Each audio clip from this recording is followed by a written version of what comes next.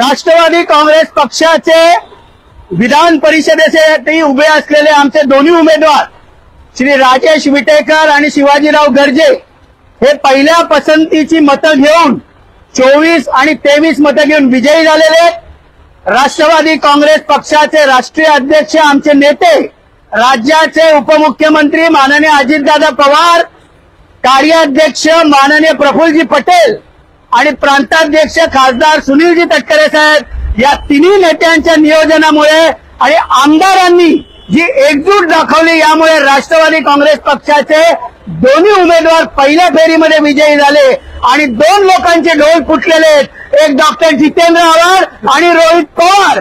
डोल फुटला रे, डोल फुटला, दोघांचाही डोल फुटला। सातत्याने राष्ट्रवादीचे आमदार फुटणार म्हणून हॉटेलमध्ये ठेवलं अशा प्रकारचे आरोप हे दोन्ही नेते करत होते, पण राष्ट्रवादीला अपेक्षित कोट्यापेक्षा जास्त मतं ही माननीय अजितदादा पवार यांच्या नेतृत्वावर विश्वास ठेवून केवळ राष्ट्रवादीच्या आमदारांनी नाही तर अधिक आमदारांनी मतं दिली आणि म्हणून दोन्ही उमेदवार आमचे विजयी झालेले आहेत।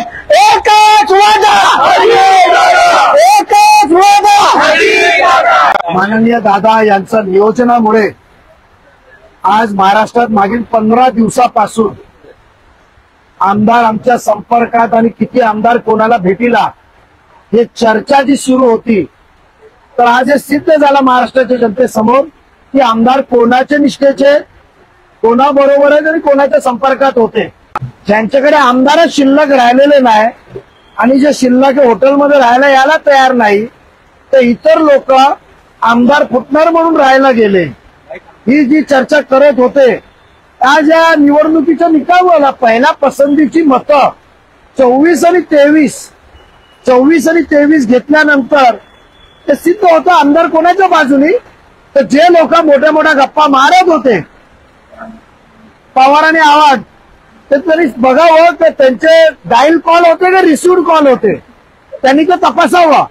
डायल करायचे कॉल आणि नंतर पत्रकारांसमोर येऊन जायचं का मी संपर्कात होतो, तर आज त्यांना इज्जत, त्यांची लायकी कळालेली आहे म्हणून दादाच्या नादीत कोणी लागू नये। नगरसेवक अहो, तुम्ही परवा माननीय आयुक्त यांच्या दालनात बैठक बघितली आणि जे कालीराम का ढोल जो फोड़ना है हमको, त्या ढोल ज्या एरियाचा फोडायचा आहे त्या एरियातले मुंब्राचे किती नगरसेवक माझ्या बरोबर आयुक्तांसोबत होते हे तुम्ही पत्रकारांनी बघितलेलं आहे।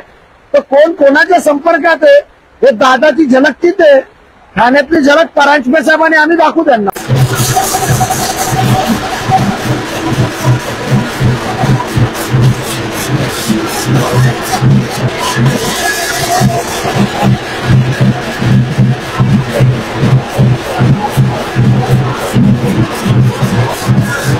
आज पुन्हा एकदा महाराष्ट्रातील मागील कित्येक वर्षांपासून संपूर्ण महाराष्ट्राला ज्या पद्धतीने त्यांनी अजितदादांनी सेवा केली, प्रत्येक आमदार हे स्वतःच्या पक्षातले असो का विरोधी पक्षातले असो, त्यांनी महाराष्ट्राच्या विकासासाठी भरघोस मदत, आर्थिक मदत त्यांना दिली, आर्थिक निधी दिला आणि सर्व आमदार हे दादांच्या या त्यांच्या वागण्याला कृतज्ञ असल्याने त्यांनी आज दादांच्या दोन्ही उमेदवाराला मतदान करून आपला विश्वास हा सदैव अजितदादांवर राहील आणि आहे आणि अशाच पद्धतीने अजितदादांसोबत राहू असा एक संदेश महाराष्ट्राला दिला है।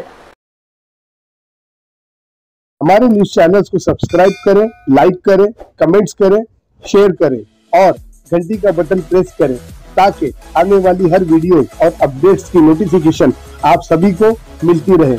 जय हिंद, जय महाराष्ट्र।